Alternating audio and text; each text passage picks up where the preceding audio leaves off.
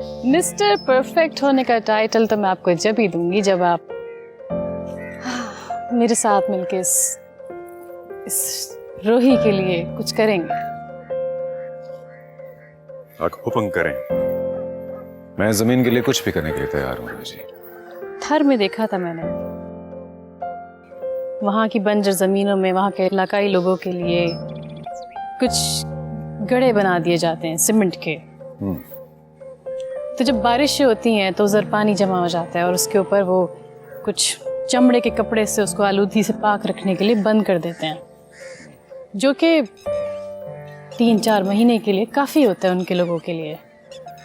क्या ऐसा नहीं हो सकता कि ऐसा ही कोई प्रोसेस हम अपने रोही के लिए भी करें? बहुत जबरदस्त आइडिया है रोही जी, क्यों नहीं हो सकता? बिल्कुल किया जा सकता है और जरूर करेंगे।